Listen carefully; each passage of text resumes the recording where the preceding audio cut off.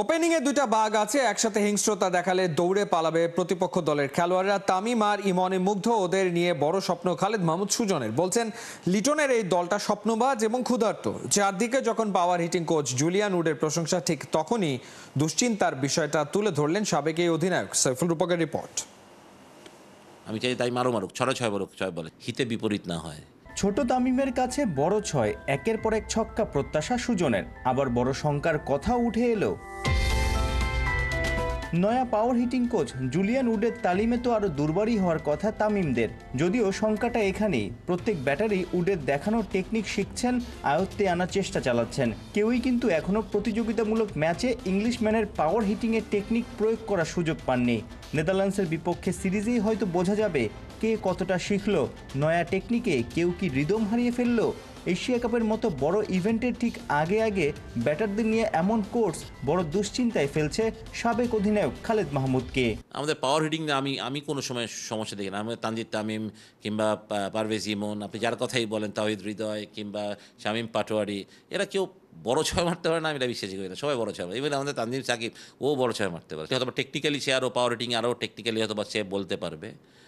But আমি খালি একটা কথাই বলতে চাই যে হিতে বিপরীত না হয়। ছেলেরা তো একটা সিস্টেম, কারণ আমাদের এরকম আমি অনেক দেখেছি যে চেঞ্জেসগুলো যখন আসে তখন হয়তো বা তখন তারা অ্যাডজাস্ট করতে পারে না অনেকেই, যেটা হয় অনেক সময়। তো আশা করি যে জুলিয়ান ওইরকম কিছু করবে না, ছোটো ছোটো যে ফাইন টিউনিংগুলো করবে যাতে আরও ইজিলি ওরা মারতে পারে, আর একটু টেকনিক্যালি যাতে একটু ইজি হয়, সেটা করলে আমার মনে হয় যে ভালো হওয়ার কথা।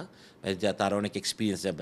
আমি প্রথমে বলি যে নাথিং রং উইথ যে জুলিয়ানকে আনাটা, সেটা আমি বলছি না, বাট আমি বললাম যে আমাদের পাওয়ারিংয়ের প্রবলেম না, আসলে আমরা তো ছক্কাই মারতে পারি। বাংলাদেশের ক্রিকেটাররা ঘুরে দাঁড়াতে জানে। আরব আমিরাত ও পাকিস্তানের বিপক্ষে সিরিজে পর্যুদস্ত হওয়ার পরও শ্রীলঙ্কাকে ওদের মাঠে দেয়নি পাত্তা।